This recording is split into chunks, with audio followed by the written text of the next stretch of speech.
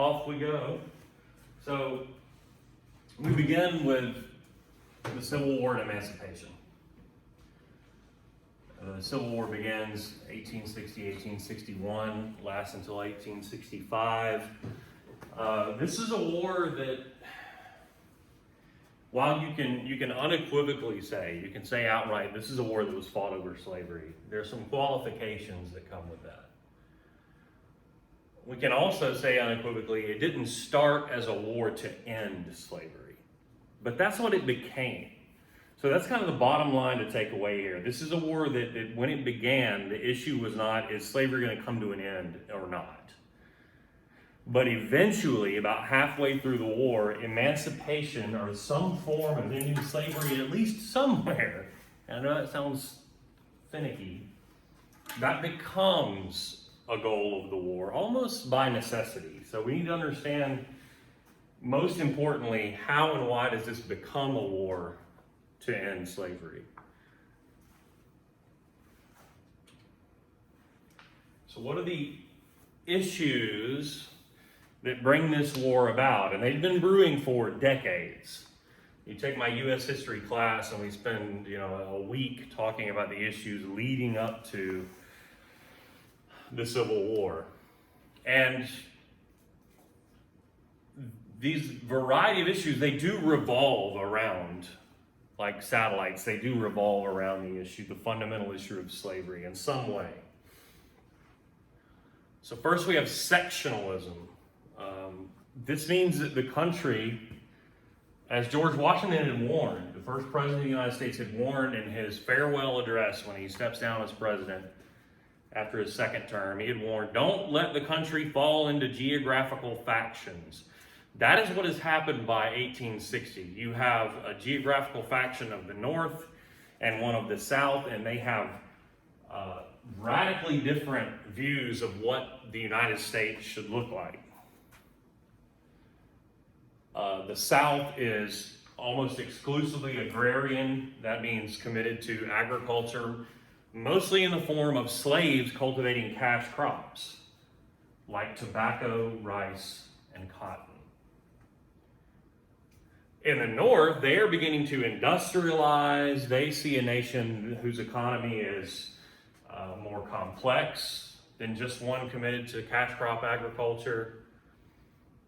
And by that time, those northern states had all abolished slavery because it wasn't that important to their economies. Now, in the South, slavery was foundational. Now, here's where it gets really interesting, though, because these previous decades leading up to 1860, America is expanding significantly. America had grown into all that territory of the West. Everything you see from the Mississippi River, and I'm going to step out of the frame here, which is just going to be a fact of life. Hopefully you can still hear me. All of this, America had acquired within the preceding several decades. And again, I'm referring to everything west of the states of Missouri, Minnesota, Arkansas. The question then becomes, while those areas are what we call territories, that is before they're officially admitted as states, the question is, will they allow slavery or not? Will they be like the South and slavery is fine? Or will they be like the North and slavery is banned?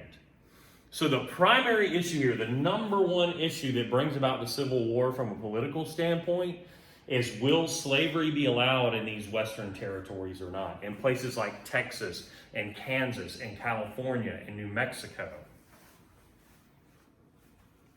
Because if you tie that in with issue number one, sectionalism, and this is a political issue, when those become states, they're going to send senators to Congress and representatives to the House of Representatives. Are they going to support slavery and the things that the southern states want to get done in government? Are they going to be against that? And obviously that's a vast amount of territory, could be tremendous number of states, numerous senators and representatives, could go either way. So it becomes a fight over the balance of power in Congress more than anything. And then to make matters worse, by 1860, both sides have developed, and we see this today, both sides have developed these radical conspiracy theories. The slaveholders in the South that are in Congress or in politics, they have begun to think that people in the North, people like Abraham Lincoln, who are part of this brand new party, the Republican Party, that they are not just against slavery expanding in the Western territories, they want to destroy slavery. In their minds, keeping slavery out of places like Texas or California or New Mexico, in their minds, they're doing that so that slavery will eventually die if you keep it confined to where it is. And then on the flip side, people in the North who are against the expansion of slavery, even if they're not like explicitly anti-slavery or what we call abolitionists, people who want to abolish slavery entirely. And let me tell you now, those people were very, very few in number at this time. But these people in the North, they had begun to think that there's a conspiracy among Southern slaveholders to get pro-slavery people in high positions in government, like Chief Justice of the Supreme Court, for example, or get pro-slavery people elected president, so that not only can slavery expand into the Western territories, but as the Supreme Court suggests in a famous case around about this time, maybe slavery could expand even into the states of the North. The slave system of the time under the law was that slaves were considered property, and under the Constitution, your property is protected. So if somebody says you can't take your slave to New Mexico, California, or even Massachusetts, isn't that depriving you of your property? So the thinking becomes that slaveholders are manipulating the American government so that they can spread slavery all throughout the United States, even into the states of the North. And mind you, these are just conspiracy theories, but people really begin to believe in them, and that's when you get to the brink of an actual civil war. On top of all that, America, we've always had what we call a two-party system. That is, there's always two dominant political parties in our country. They change over time, but it's always two. But during this time, one of those major political parties, it was known as the Whig Party, W-H-I-G, the opposition party to the Democratic Party at the time, which was brand new, relatively speaking. The Whig Party breaks apart because they had members from the North and the South, and they couldn't agree with each other anymore on these slavery issues. And when the Whig Party dissolves, former members from the North, like Abraham Lincoln, get together with various other factions of people who were against the expansion of slavery into the Western territories, and they form the Republican Party. Weird as that may sound, and it's going to get even weirder, I promise you. Wait till about a week or two from now when we talk about how the Democratic Party used to be the party of white supremacy in the South. Clearly, in the last 100 years, the parties have gone about huge shifts. But initially, the Republican Party was formed to a coalition of people that wanted to prevent the spread of slavery into the West. And that includes Lincoln from Illinois, a congressman, not super successful up to that point, had actually lost in his bid to represent Illinois in the Senate. But a great orator and a man who was personally against slavery, period. I mean, he's on record saying, I think slavery is an immoral, evil institution. But Abraham Lincoln, I want to make this abundantly clear, at this moment in history, Abraham Lincoln is not an abolitionist. Lincoln is on record over and over and over again saying slavery in the South is what it is. It's fine, I understand why it exists, and we're not out to get it. What he wants to do is prevent it from expanding into the West. But when he forms the Republican Party, when he joins it rather, he joins in with other groups who range from people who think like him, who couldn't care less about black people or slaves in the South, but just want to protect the interests of white farmers in the West. But also on the other end, yes, there are some abolitionists in the early Republican Party too. So it's people who range that spectrum, but they're all against slavery's expansion. Does that make sense?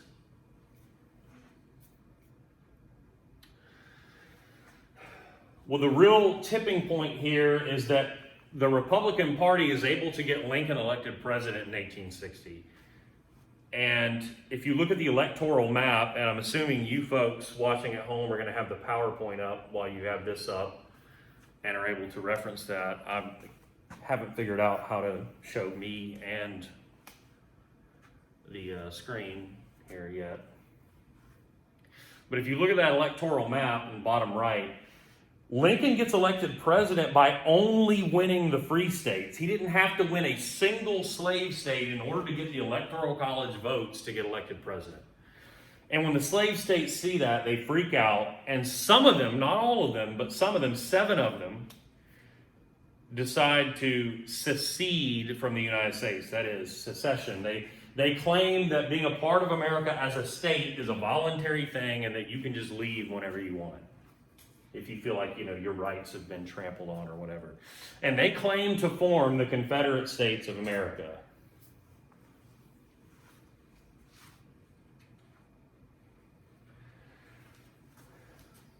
Questions? So notice like the Civil War hasn't begun yet. Say it again. And like in the last slide, that was like all the causes because of the Civil War. Yeah, so we covered sort of causes up here in terms of the slavery issues, and then we set up, who is Lincoln, who's his party, who all's a part of that party, and so that explains why his election is like the number one trigger for those first 7 states to secede.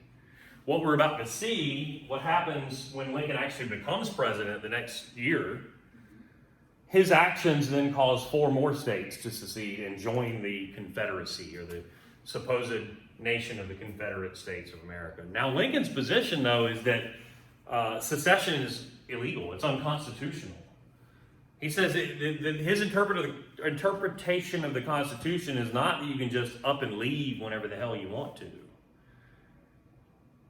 And so, according to Lincoln, these people in the South who have voted for secession and proclaimed themselves to be a new country, they're rebels. They're traitors to the United States of America. And they have to be held accountable. And the question then becomes, well, what's Lincoln going to do about it? And one of the areas in which this really comes to a head, you have throughout the South forts belonging to the United States government, where there are troops of the United States Army or sailors of the United States Navy. And those forts are in states that are among the first 7 that seceded, like, for example, South Carolina. Fort Sumter, that guards the mouth of Charleston Harbor, the major city of South Carolina at that time. There are federal troops in there. Lincoln says, do not abandon that fort. South Carolina is not a part of some new nation. These people who proclaim to have seceded are rebels and traitors. Hold that fort. And he eventually sends ships to go resupply that fort. And eventually, though, the South Carolina militia, acting on approval from the supposed president of this new confederacy, attacks the fort. And they take it by force. Lincoln then calls up troops. Back then there was no standing army like today. We have an army or armed forces we could deploy anywhere, anytime, in large numbers. Back then that was not the case. You had to call for volunteers, you had to train them and mobilize them. And Lincoln makes that call. When he does that, other slave states in the South that had not seceded are thinking, Abraham Lincoln is the president we feared he would be. He's going to send federal troops into our part of the country to go and retake this fort. And he's going to attack us. And so the 4 states you see in yellow on the map, Virginia, North Carolina, Tennessee, and Arkansas, they then secede and join the Confederacy. And I'm not going to ask you to give me the exact states. But I do want you to take another look at that map. The ones in red are the first 7 that seceded. From Texas to South Carolina, including Georgia. The ones in yellow above that, from Arkansas to Virginia, those secede when Lincoln calls up troops after the attack on Fort Sumter. Those are your 11 states of the Confederacy. But look at the ones in brown: Missouri, Kentucky, West Virginia, Maryland, and Delaware. Those are slave states. Those are states in which there are slaves and slavery is legal. but they never secede. They're what we call the border states. The border states are slave states that never do actually legally secede and join the Confederacy. They remain technically a part of the United States of America. Now, it's complicated in those areas, though, because it's split. Like, half the people living there wanted to secede, half didn't. They didn't have the numbers, the secessionists, to actually carry it out. But many of them are sympathetic to the Confederacy. So what happens in places like Missouri and Kentucky is, neighbor on neighbor warfare, guerrilla warfare, low grade, irregular warfare. And the Union Army, the Union meaning the United States, has to fight for control of those states. In Maryland, where the United States capital is, Washington, D.C., that sits between Maryland and Virginia, Abraham Lincoln, as president, has to declare martial law. You guys know what that means? Martial law. What is that? Is it like police yourself or something? When the military is basically the police, yeah. When you give the military the ability to police and maintain, as they would say, law and order. In Lincoln's mind, for the integrity of the government and the capital in Washington, because they were these pro-slavery people there. Questions about any of that? Anything at all? So when this war begins, what's the Union? Anytime I say the Union in context of the Civil War, I mean the United States, as opposed to the Confederacy. So what's the initial Union policy on slavery? Lincoln, early on, and you see this in a letter he writes to his friend, Horace Greeley is a newspaper editor. And back then, newspapers were the way you got the news. And in fact, this is long before the President of the United States could regularly address the American people, through radio, for example, or later television. So if Lincoln wanted to get a message out to the people, the way to do it is through the news. And his friend, Horace Greeley, had written an editorial, and even though he's his friend, it was a little bit critical of the president. And it said, what is Lincoln's position on slavery? We don't really know where Lincoln stands on slavery. And Lincoln writes a letter to him knowing that he would publish it. And so, knowing that this letter would get out to the American people and kind of explain, this is where I stand. And in it, he says, I'm not trying to keep anybody in the dark here. Here's my policy on slavery. Lincoln says, my primary goal is to, quote, preserve the Union. What he means by that is I'm trying to put America back together, to keep America together, to reverse secession, and to force these states that claim to have left the United States to come back in, to rejoin. Preserve the Union is what I care about. Then he says, here's where I stand on slavery. That's secondary to preserving the Union. And he lays out a three-pronged possibility. He says, if I knew somehow, imagine if he had a crystal ball or something.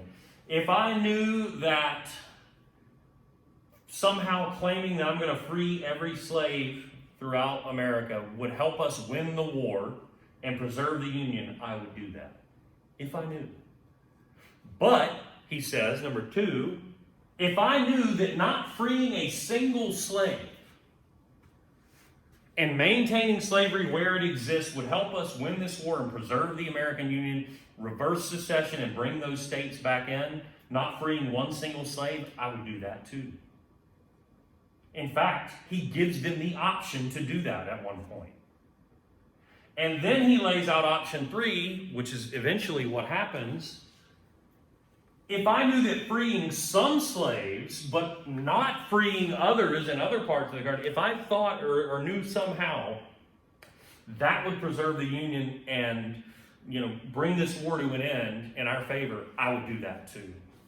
So his point is, this ain't a war about ending slavery. It's about preserving the Union first and foremost. And what happens with slavery? Secondary to that. Does that make sense? That's his position at this time. But remember what I said in the beginning. It's going to change. It's eventually going to change. Now, many, including this gentleman here, Frederick Douglass, wanted to press the issue of ending slavery.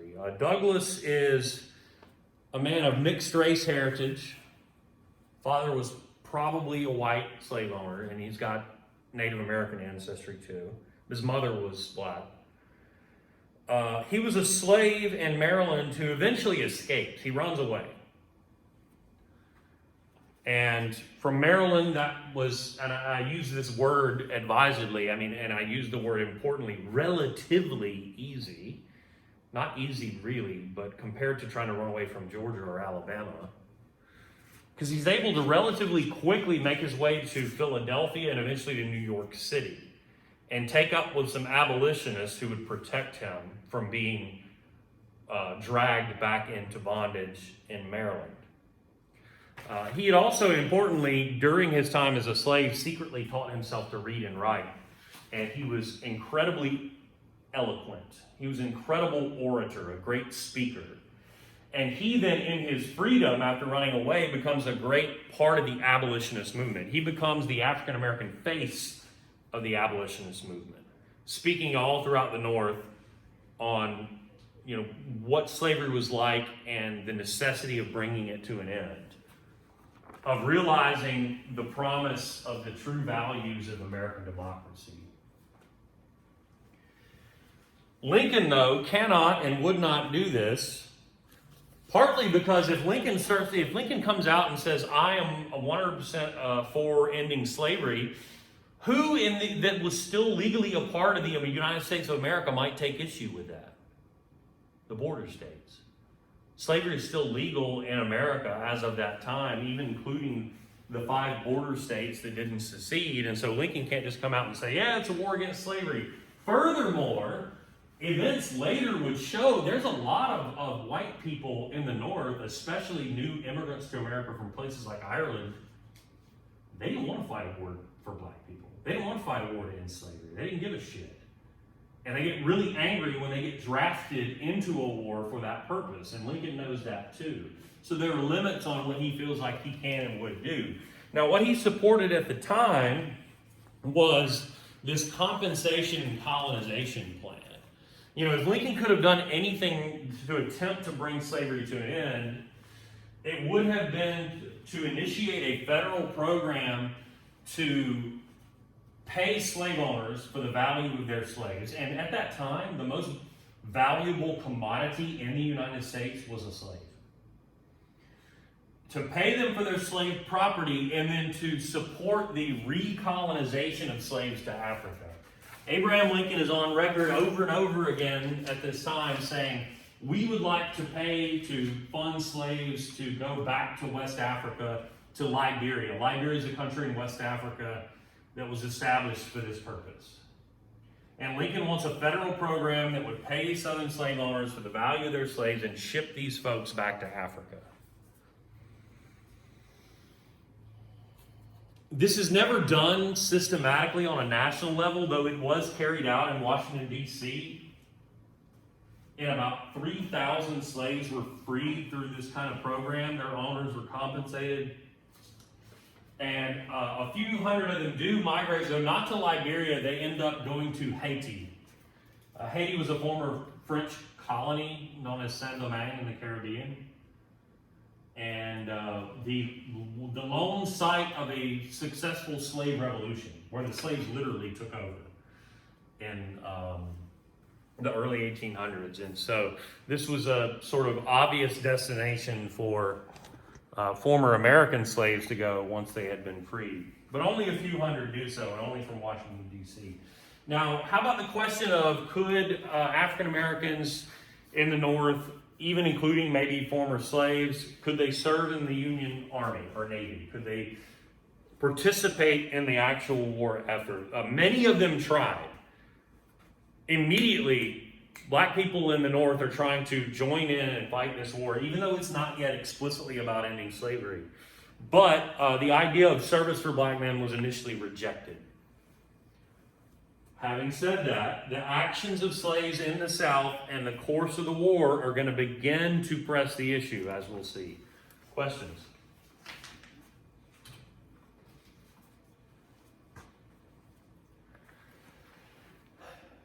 The most important factor, the most important impetus to this war gradually becoming a war to end slavery? The most important factor is slaves begin to free themselves by running away, by doing what Frederick Douglass had done. They understand that where the Union Army is, they might have protection. And maybe that doesn't even mean running away from the South to the North like Douglass did. Maybe if the Union Army is in the South and they've, won a battle for control of a certain area, you could get into that area and you could be legally protected. Maybe you wouldn't become free, maybe you would, but your chances of that would be a hell of a lot better in areas under Union Army control than where you were in the South. And we had this trio of individuals, and you don't have to know their names, but I think your book talks about them: Frank Baker, James Townsend, and Shepard Mallory. The first three that we know about to run away. They had been sent by their master, their owner, to help build gun batteries in Hampton, Virginia. So to build cannons, emplacements, artillery. I'm going to pull up Google Maps and show you where this is. This is a thing I will do from time to time.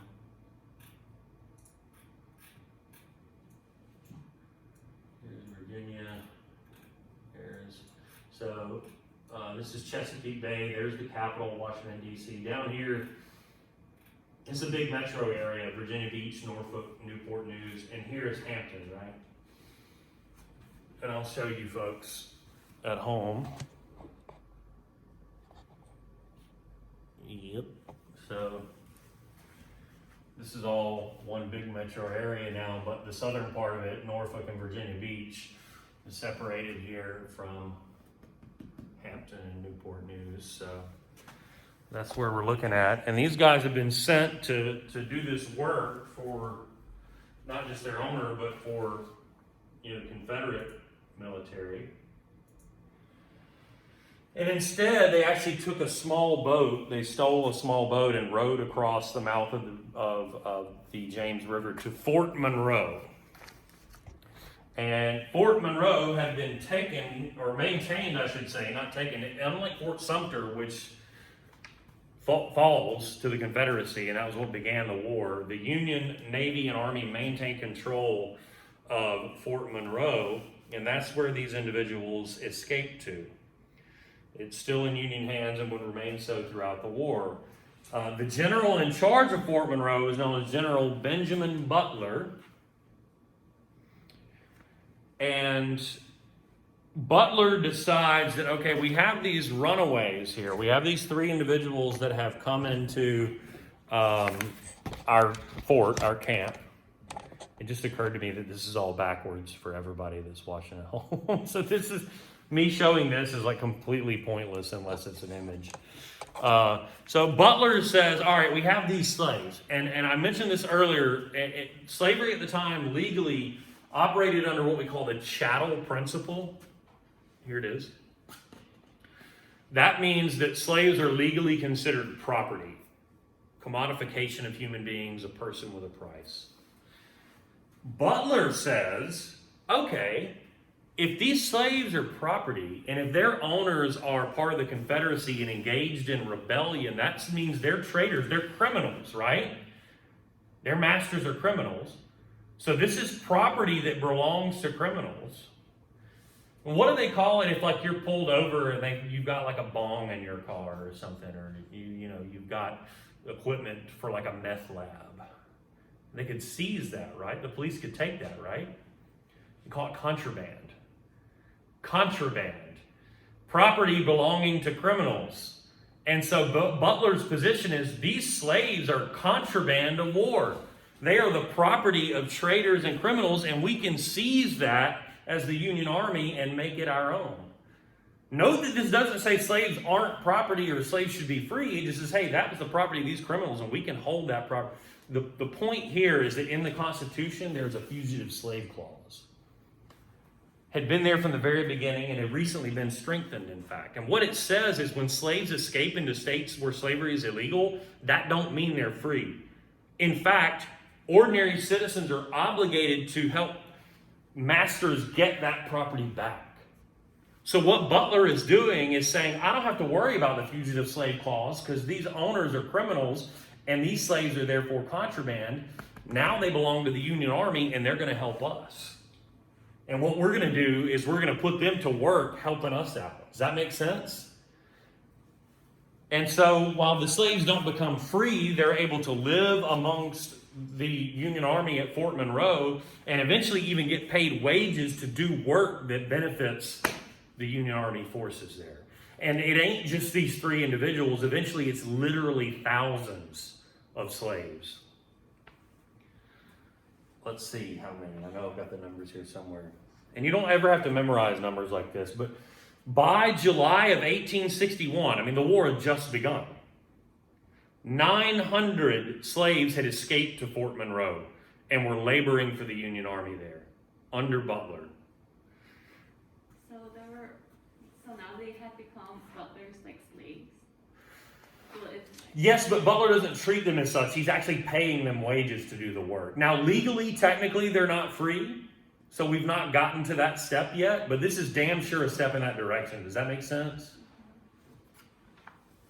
And that was 900 by July 1861.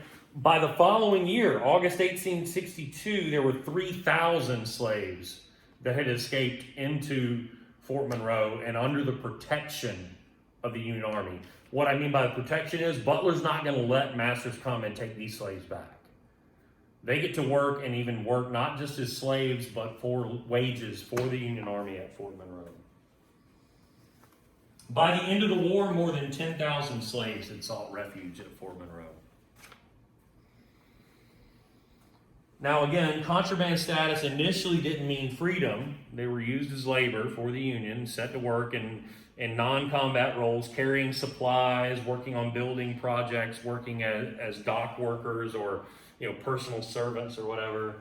But they were given rations, they're fed and clothed, they were given wages eventually, and so it's a step in that direction, as I was saying. Now, what really takes us even farther is when the United States Congress adopts Benjamin Butler's model with the passage of the first Confiscation Act.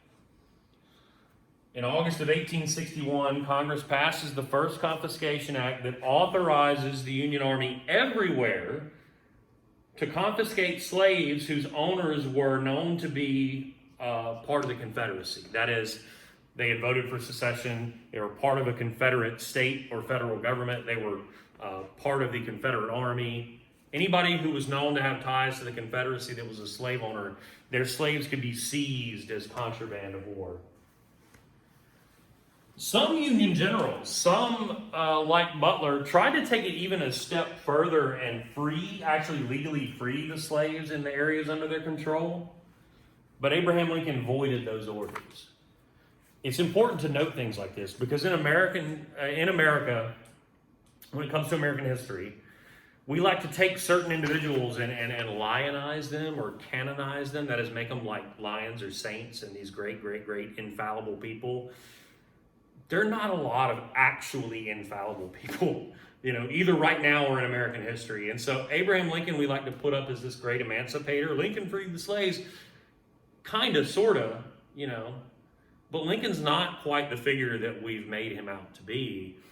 And there are actions that he takes that make you kind of scratch your head if that's your image of Lincoln. And this is one of them. When Union generals tried to free slaves in areas under their control, Lincoln says, hey, you can't do that. It's not a war about ending slavery. Question. We're moving towards emancipation, at least, though. Slowly but surely. So in November of 1861, we're still very early in the war, the Union military forces, Army and Navy, took control of Port Royal and other of the various South Carolina sea islands. I'm going to again go to the map.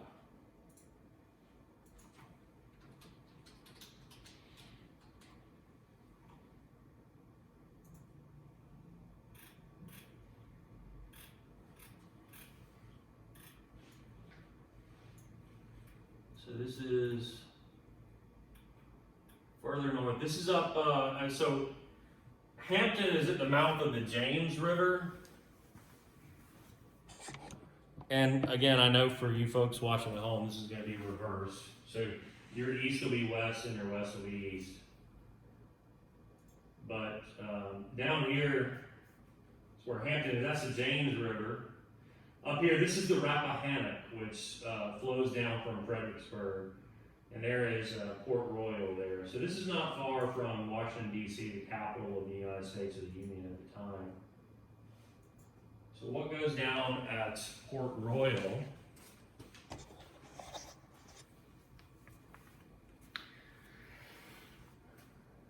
Slave owners in that area, when the Union Army takes control, fled.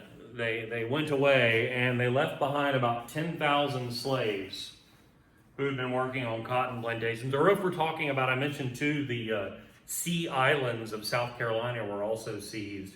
Down there would be rice plantations. So some of those who were working in those areas, those 10,000 slaves were left behind when their owners fled. They end up getting designated as contraband, just as at Hampton, and end up working not directly for the Union Army or Navy, but continuing their work in the fields, continuing to work on tobacco, rice, and cotton plantations, but getting paid wages for it by the Union Army, if that makes sense. This becomes known as the Port Royal experiment. If the Union Army could take control of the South, could it then keep these slaves working as they were, but then pay them wages as opposed to considering them still slaves? It wasn't legally freeing them, but it's at least paying them for their work, and then the Union Army gets the benefit of the money generated by those cash crops. All of this in service of trying to win the war.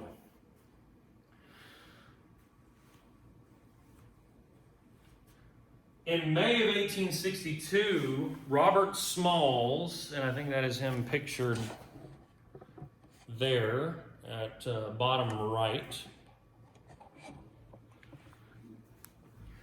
Robert Smalls is a slave ship's pilot in Charleston, South Carolina, who secretly loads his family and friends onto a ship, the ship Planter, which is appropriate, and sailed out of Charleston Harbor and into the Union blockade. The Union Navy was at the time trying to blockade the southern coastline. That is, Union Navy was trying to prevent any ships from getting in or out of southern ports like at Charleston, with the thinking being that this would ruin the South economically if they couldn't export cash crops and they couldn't import manufactured goods.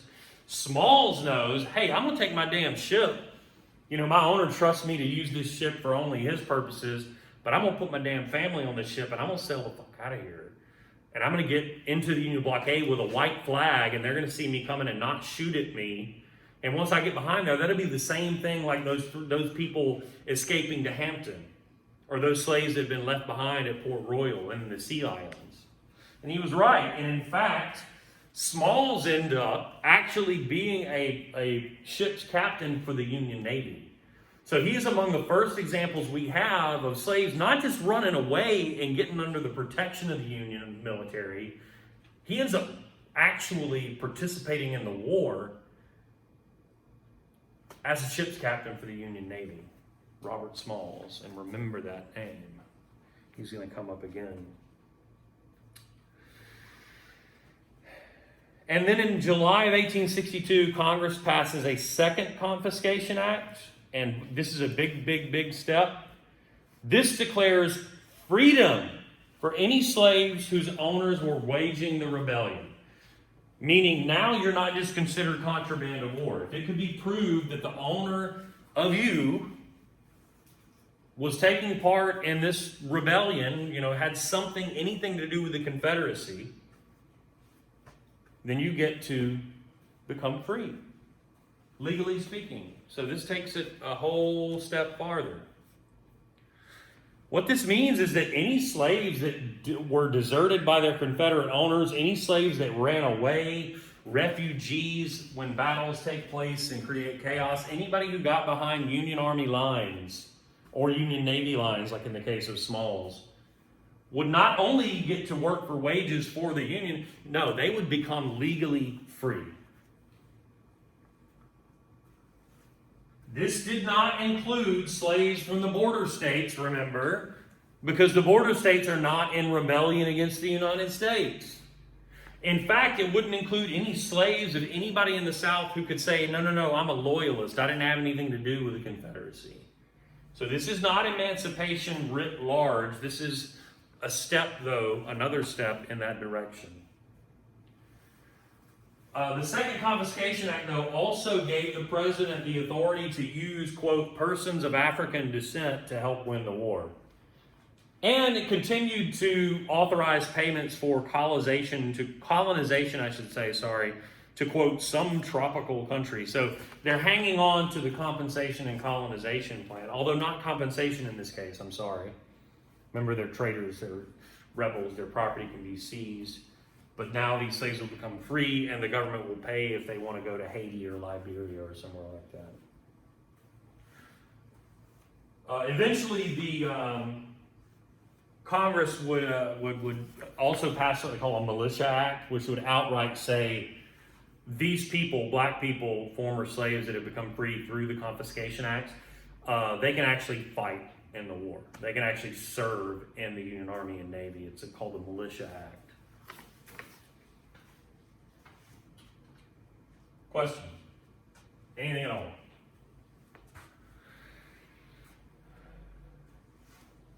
So finally, we've come to about halfway through the war, and we'll see the Emancipation Proclamation will be announced, proposed, and then issued. So we're about the middle of 1862. Lincoln was privately making plans to declare all slaves in the rebel states to be free. That is, we don't have to worry about if their owners were directly involved with the Confederacy. We're going to declare all slaves in the rebel states to be free. What are his motivations? Well, the war's not going great for the Union. Particularly, it's being fought in primarily two different places, what we call the Eastern and Western Theater. The Eastern Theater was mostly Virginia, where the Confederacy's trying to take Washington, D.C., and the Union's trying to take the Confederate capital of Richmond, Virginia. And the Union kept getting their ass kicked over there. And Lincoln really feels like he has to take some measure or step to help turn the tide of the war. It was going a little bit better further to the west, where the Union was trying to take control of the Mississippi River. They have more success over there, so it's not all bleak. But Lincoln wants to make a splash, and so in the fall of 1862, he gives the rebel states an ultimatum. You know what an ultimatum is? What's that? You either choose this or... Right, correct, yeah. So Lincoln says, look, if you rebel states will quit the war and denounce secession and rejoin the Union, and think about back to the letter to Horace Greeley here. If you will do that, you can keep slavery. I'm not going to touch slavery.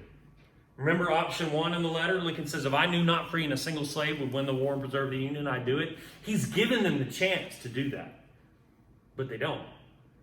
And what the flip side of that was, Lincoln had said, if you don't do this, by the end of the year, January 1st, 1863, I'm going to issue this executive order of the president, the Emancipation Proclamation.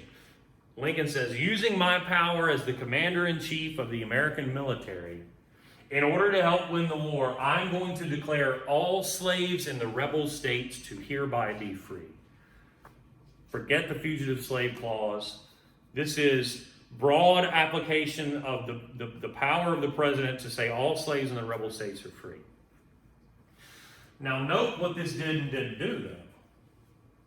The designation of the rebel states, what does that not include? Border states.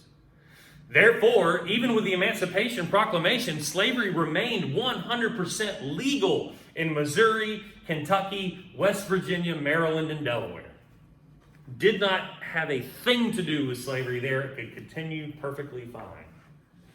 So we can go ahead and outright say the Emancipation Proclamation didn't end slavery in America. That's just a fact. Furthermore, at that time, if the Union's not really having much success, especially in the East, what the hell do slave owners in places like Georgia care what Abraham Lincoln has to say? According to them, he ain't their president. They're not a part of the United States of America. So it's not like, at the time, the men are off fighting the war, and so the plantations a lot of times are being run by the women.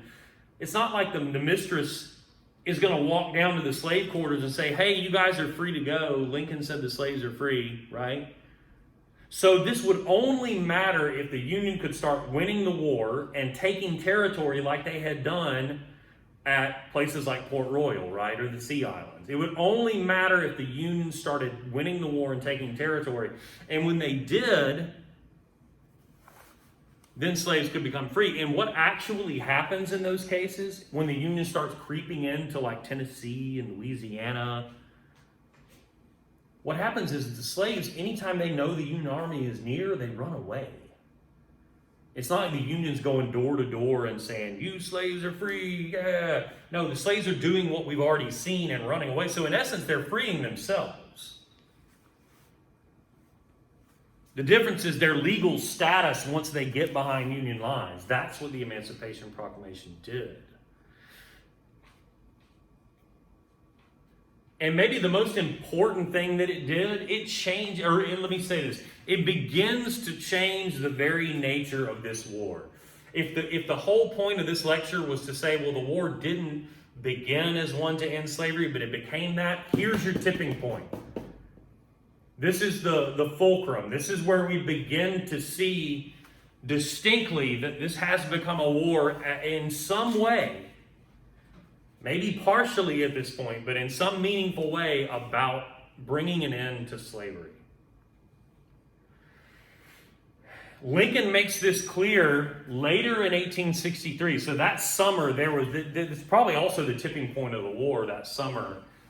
There were two major battles. One, the Union Army takes Vicksburg, Mississippi, and gains control of the whole river and can then cripple the Southern economy and split the Confederacy in half. But at the same time, the Union wins a battle, one of only two battles of this war fought in the North, in the Union, at Gettysburg, Pennsylvania. Confederacy is defeated, and months later, when all of the thousands of dead are buried in a battlefield cemetery, Lincoln goes there and gives some brief remarks. What's known now as the Gettysburg Address. And he doesn't have much to say, but what he has to say is extremely important. He gestures over to the cemetery and says, we got to make sure those soldiers didn't die in vain. We got to make sure that their fight matters. Now, we can't give what they gave, which is their lives, what he calls the, quote, last full measure of devotion. But what we can do is make sure they didn't die in vain. And therefore, we need to commit ourselves to here's the key, to the cause for which they fought and died. For whatever reason on exams, people remember everything I've had to say about this up to this point. That we got to make sure they didn't die in vain. We got to commit ourselves to the cause for which they've died. Which makes sense. But my point is, what is the cause for which they fought and died according to Lincoln? That is the important part of this. Lincoln doesn't say the cause for which they fought and died is to preserve the Union. Lincoln doesn't say the cause for which they fought and died is to make sure slavery doesn't expand into the Western territories, which is what he might have said in the previous 3 years or the previous 10 years. What he says the cause for which they fought and died is that America will have a, quote, new birth of freedom. America will have a new birth of freedom. This is why these men died. Lincoln is saying the reason that we are fighting this war is freedom, in a word. That's the turning point where you begin to see this has become a war about ending slavery. Lincoln makes it clear in typical Lincoln fashion, for all the things Lincoln was not, and I've brought him down a peg or two, he was an incredible orator, just like Frederick Douglass. And he had an uncanny ability for saying things in an incredibly eloquent and impactful way. And so he says, listen, those men are lying in that cemetery so that America can have a new birth of freedom. This is tremendous on a number of levels. One, I kind of alluded earlier to the fact that there were white people in the North that didn't want to fight a war, didn't want to go fight and die for black people to be free. They riot in New York, in the streets of New York City. Troops had to be diverted from Gettysburg to New York City to maintain order because white people, a lot of them recent immigrants from places like Ireland, as I mentioned before, rioted because they didn't want to get drafted and go have to fight and die to free black people in the South.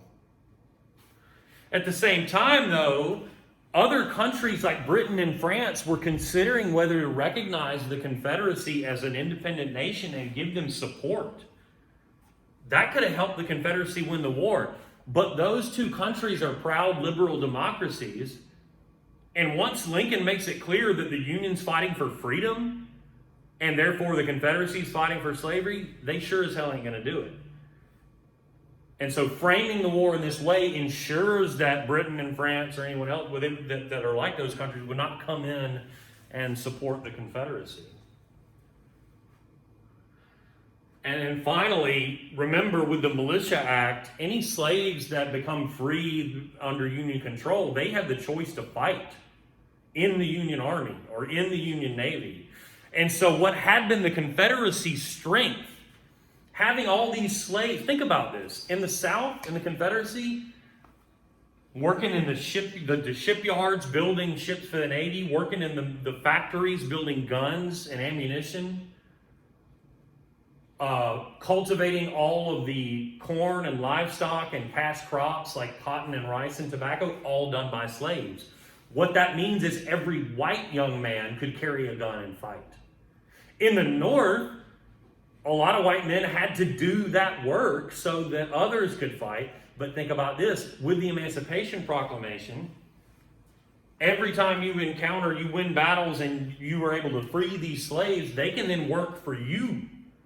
And that enables more white men in the North to carry a gun and fight. So what it does, in other words, over time will drastically increase the major advantage the Union has, and that is manpower. Even in the case of actual American troops. So with the Emancipation Proclamation and the Militia Act,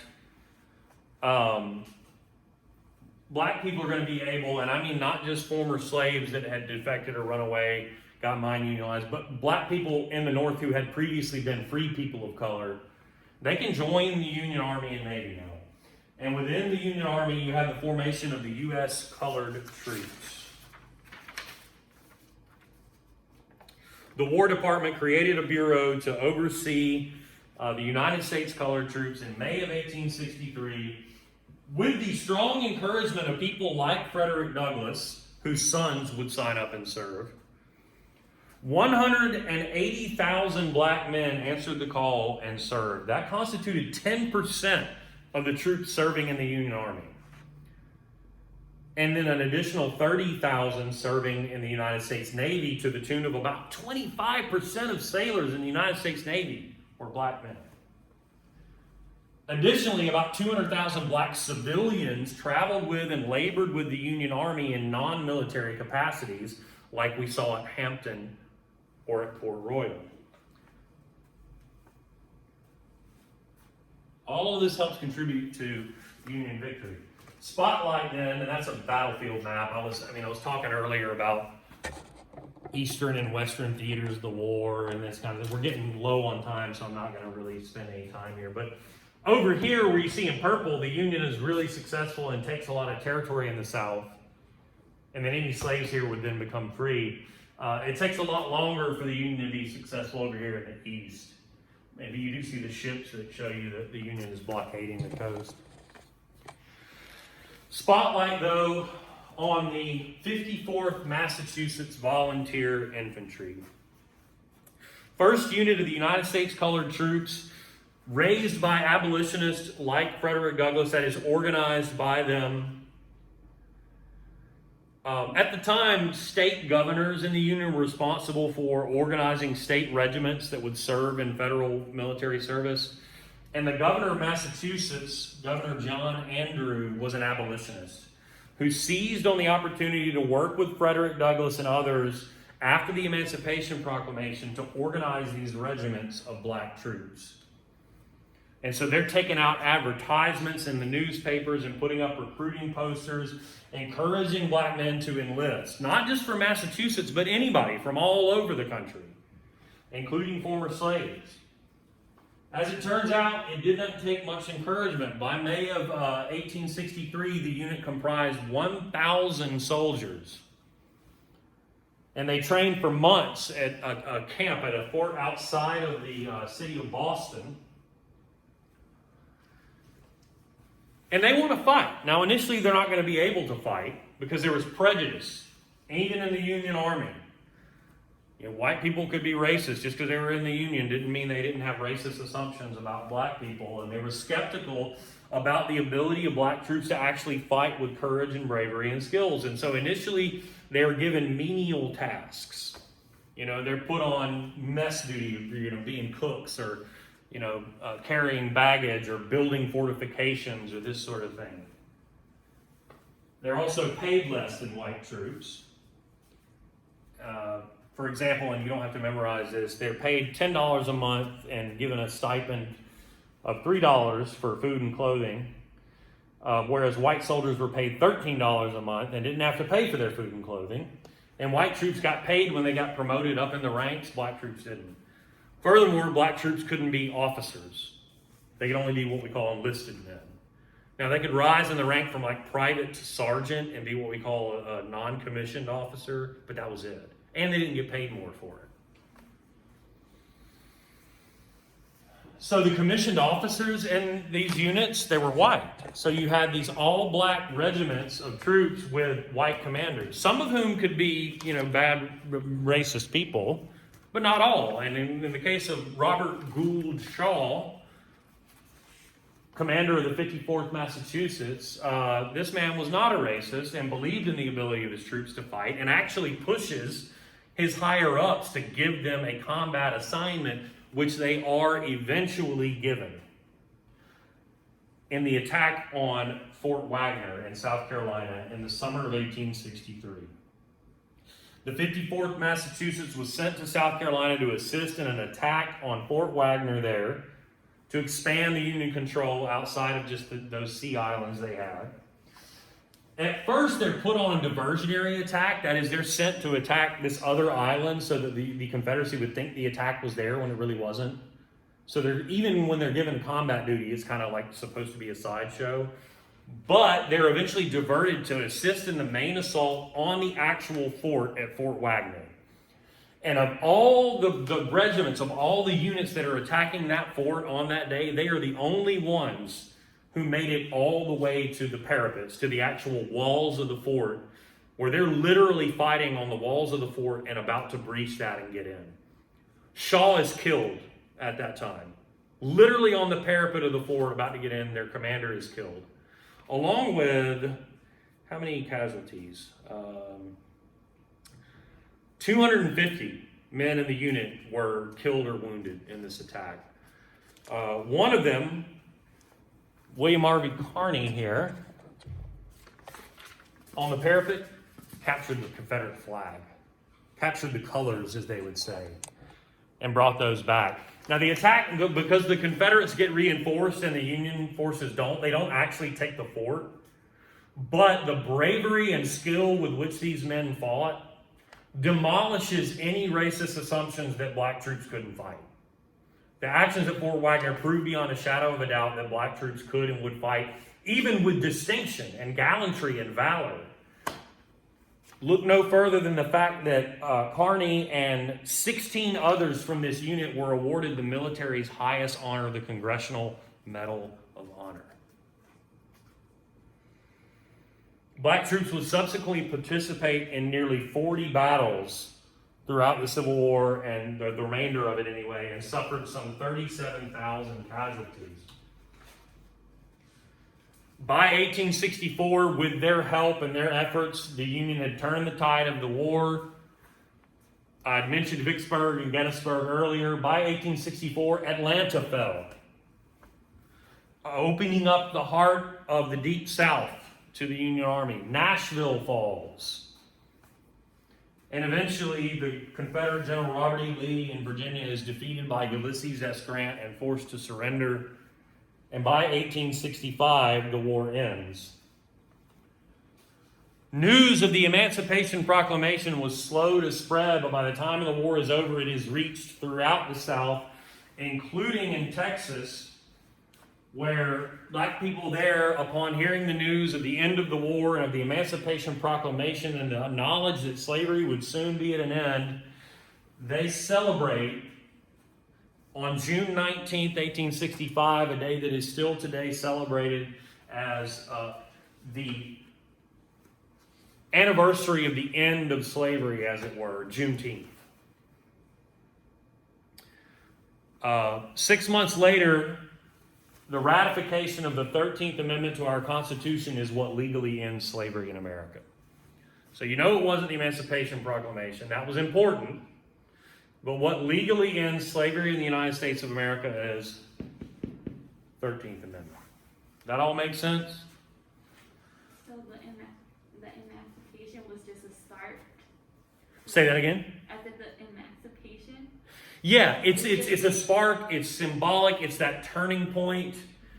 But it's also important in legal terms too, because it made the kind of action of the Confiscation Acts apply, more broadly all throughout the South. But remember, it didn't include the border states. And so it took some other legal action to solidify. And here's the thing, by 1864, it didn't make a shit what slave owners in the border states wanted or didn't want, because the Union was winning the war. Remember when Lincoln issues the Emancipation Proclamation, the war was kind of dicey, right? And that, in fact, the Emancipation Proclamation was what we call a war measure. Its point was to help win the war. So it's important, legally and symbolically, but it does not technically end slavery. That's the 13th Amendment. What else?